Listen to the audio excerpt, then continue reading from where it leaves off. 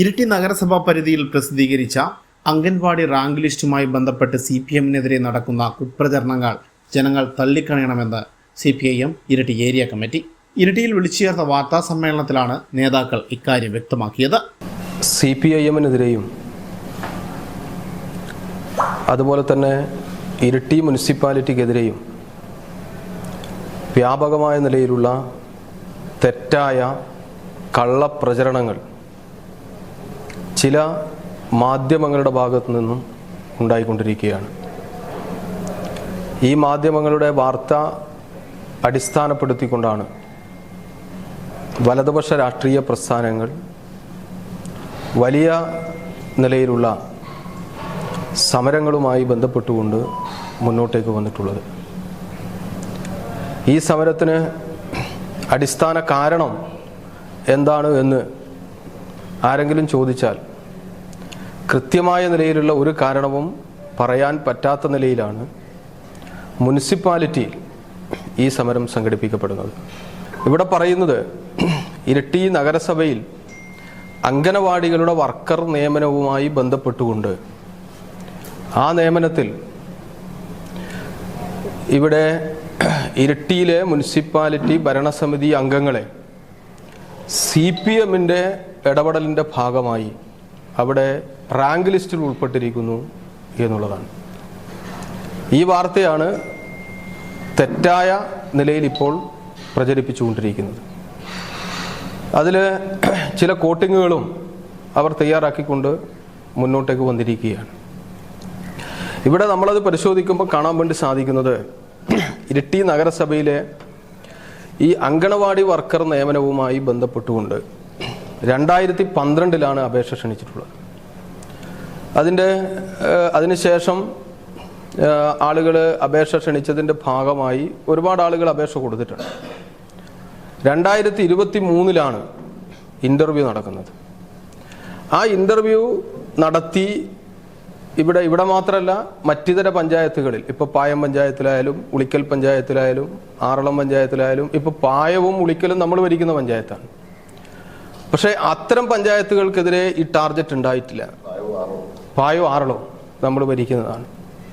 അപ്പോൾ അത്തരം പഞ്ചായത്തുകൾക്ക് എതിരെ ഇക്കാര്യം വരുന്നില്ല. മുനിസിപ്പാലിറ്റിയെ കേന്ദ്രീകരിച്ചുകൊണ്ട് CPIM ഇവിടെ മാത്രം എന്തോ തെറ്റായ നിലയിൽ കാര്യങ്ങൾ ചെയ്യുന്നു എന്ന പ്രചരണം സംസ്ഥാന വ്യാപകമായി പ്രചരിപ്പിക്കുന്ന ഒരു സ്ഥിതിയാണ് നമുക്ക് കാണാൻ വേണ്ടി സാധിക്കുന്നത്. അപ്പോൾ ഇവിടെ ഈ നിയമനവുമായി ബന്ധപ്പെട്ടുകൊണ്ടെടുത്ത് നോക്കിയാൽ ഇത് ഇരിട്ടി മുനിസിപ്പാലിറ്റി നടത്തുന്ന നിയമനമല്ല. അതാണ്, ഇരിട്ടി മുനിസിപ്പാലിറ്റി ഇതിനകത്ത് നിയമനം നടത്തുന്നില്ല.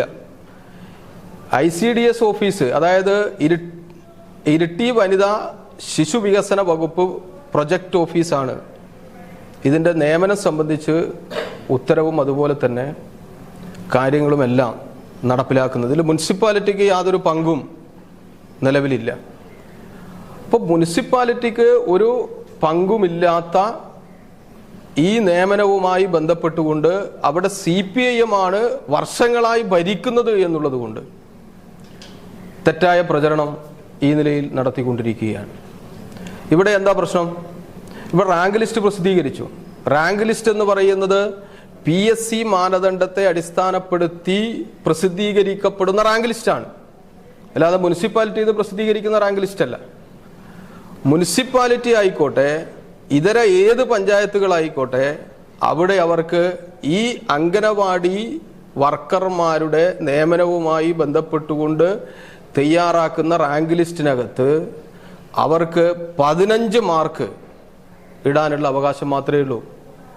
ബാക്കി 85 മാർക്കും വരുന്നത് സർട്ടിഫിക്കറ്റ് പരിശോധനയുടെ ഭാഗമായിട്ടാണ്. അതറിയാത്തവരെല്ലാം ഇവിടുത്തെ കോൺഗ്രസും ലീഗും അവരെല്ലാം ഭരിക്കുന്ന സ്ഥലത്ത് ഇത്തരത്തിലുള്ള കാര്യങ്ങൾ നടക്കുന്നുണ്ടല്ലോ. അപ്പോൾ 15 മാർക്ക് മാത്രം ഇടാൻ വേണ്ടി സാധിക്കുന്ന 11 അംഗ ഇന്റർവ്യൂ. അതിനകത്ത് ഒരുപാട് ഉദ്യോഗസ്ഥന്മാരുണ്ട്, ഒരുപാട് ആളുകളുണ്ട് അതിനകത്ത്. അപ്പോൾ ഉദ്യോഗസ്ഥന്മാരുണ്ട്, ആളുകളുണ്ട്, ഒരുപാട് 11 അംഗ ആളുകൾ ഉൾപ്പെടെയുള്ള ഇത്തരത്തിൽ ഇന്റർവ്യൂ നടത്തി ആ ഇന്റർവ്യൂയുടെ ഭാഗമായി ഇവിടെ മാർക്കിടുകയാണ്. അങ്ങനെ മാർക്കിടുമ്പോൾ ആ മാർക്ക് എന്ന് പറയുന്നത് ഏതെങ്കിലും അടിസ്ഥാനത്തിലിടുന്ന മാർക്കല്ല. ഇവർക്ക് സർട്ടിഫിക്കറ്റ് പരിശോധനയുടെ ഭാഗമായി കിട്ടുന്ന മാർക്കും അതോടൊപ്പം തന്നെ ഇന്റർവ്യൂ അതിന്റെ ഭാഗം അതോടൊപ്പം കൂടിച്ചേർന്നുകൊണ്ട് ഇന്റർവ്യൂയുടെ ഭാഗമായി കിട്ടുന്ന മാർക്കും കൂട്ടിച്ചേർത്തുകൊണ്ടാണ് റാങ്ക് ലിസ്റ്റ് പ്രസിദ്ധീകരിക്കപ്പെടുന്നത്. അപ്പൊ ഇവിടെ നടത്തിക്കൊണ്ടിരിക്കുന്ന പ്രചരണം എന്താ? നിതിന 1ാമത്തെ റാങ്ക് ലിസ്റ്റിൽ വന്നു, CDS ചെയർപേഴ്സൺ ആണ്. ഇപ്പൊ നഴ്സറി ടീച്ചർ ട്രെയിനിങ്ങിന്റെ കോഴ്സ് പാസ്സായി വന്ന 2 ആളുകളാണ് ഇതിൽ ഫസ്റ്റ് ഉൾപ്പെട്ടത്. അവർക്ക് 3 മാർക്ക് എക്സ്ട്രാ ഉണ്ട്. നിങ്ങൾ അതിന്റെ മാനദണ്ഡം എടുത്ത് നോക്കണം. നിങ്ങൾ തെറ്റായ നിലയിൽ വാർത്ത കൊടുക്കുന്ന ആളുകൾ അതിന്റെ മാനദണ്ഡം എടുത്ത് നോക്കണം. 3 മാർക്ക് അതിന് പ്രത്യേകമായിട്ടുണ്ട്. അതിന്റെ അടിസ്ഥാനത്തിലാണ് അവർ വരുന്നത്. അതിന്റെ അടിസ്ഥാനപ്പെടുത്തിക്കൊണ്ട് അവര് ഇതിന്റെ ഭാഗമായി വരികയാണ്. പക്ഷെ എന്ത് ചെയ്യുന്നു? എന്തോ CDS ചെയർപേഴ്സൺ ആയി എന്നുള്ളത് കൊണ്ട് അവർക്ക് നഴ്സറിംഗ് ടീച്ചർ ട്രെയിനിങ്ങിന്റെ കോഴ്സ് കംപ്ലീറ്റ് ചെയ്യോ, അവർക്ക് അപേക്ഷയിൽ കൊടുക്കുകയോ. അപേക്ഷ ഇപ്പോൾ ഒന്നല്ല കൊടുക്കുന്നത്, 2012 മുതലേ അപേക്ഷ കൊടുക്കുന്നുണ്ട്. ബാബുട്ട 2012 മുതലേ അപേക്ഷ ക്ഷണിക്കുന്നുണ്ട്. ചെയർപേഴ്സൺ ആയതെപ്പാണ്. അപ്പൊ അതുകൊണ്ട് അവർക്ക് അർഹതപ്പെട്ട കിട്ടണ്ടെന്നാണോ നമ്മൾ പറയേണ്ടത്? അവര് മാനസികമായി ഇത്തരത്തിലുള്ള തെറ്റായ വാർത്തകൾ കണ്ട് അവർ വലിയ പ്രയാസത്തിലാണ്. എന്താ? അവര് ജനുവലായി അവർക്ക് ഇവിടെ മാർക്ക് കിട്ടിയത്, അവർക്ക് കൂടിക്കാഴ്ചയുടെ മാർക്ക് കിട്ടിയത് 13.400 മാർക്കാണ് അവർക്ക് കിട്ടിയത്. 13 കൂടിക്കാഴ്ച 15 മാർക്കിൽ. സർട്ടിഫിക്കറ്റ് പരിശോധനയുടെ ഭാഗമായിട്ടാണ് അവർക്ക് 73 മാർക്ക് കിട്ടിയത്. നിങ്ങൾക്ക് ആർക്കും പരിശോധിക്കാലോ. നിങ്ങൾക്കറിയാലോ, ഇത് റാങ്ക് ലിസ്റ്റിന്റെ കോപ്പിയാണ്. 1 കഴിഞ്ഞിട്ട് അടുത്താൾ എടുത്തത് 2ാമത്തെ ആളെയല്ല, PSC മാനദണ്ഡമാണ്. 1 കഴിഞ്ഞിട്ട് അടുത്താൾ എടുത്തത് 10ാമതാണ്. 1 കഴിഞ്ഞ് അടുത്ത ആള് 10ാമതാണ്. 10ാമത് കഴിഞ്ഞിട്ട് 2ാമത്തെ ആൾ എടുക്കുന്നത്. ഇപ്പം അത് കൗൺസിലറുടെ STയിൽപ്പെട്ട ഒരു ആളാണ് 2ാമത്തെ റാങ്ക് ലിസ്റ്റിലുള്ളത്. STയിൽപ്പെട്ട കരിമ്പാല വിഭാഗത്തിൽപ്പെട്ട നമ്മുടെ പട്ടിക വർഗ പ്രൊമോട്ടറായി വർക്ക് ചെയ്ത, അതുപോലെ തന്നെ അത് മാത്രമല്ല, ആ കുട്ടി വന്നതില് നഴ്സിംഗ് ടീച്ചർ ട്രെയിനിങ്ങിന്റെ കോഴ്സ് പാസ്സായിട്ടാണ് ആ കുട്ടി അവിടെ വന്നിട്ടുള്ളത്. ആ കുട്ടി അങ്ങനെയാണ് അവിടെ വന്നത്, അല്ലാതെ വെറുതെ വന്നൊന്നുമല്ല.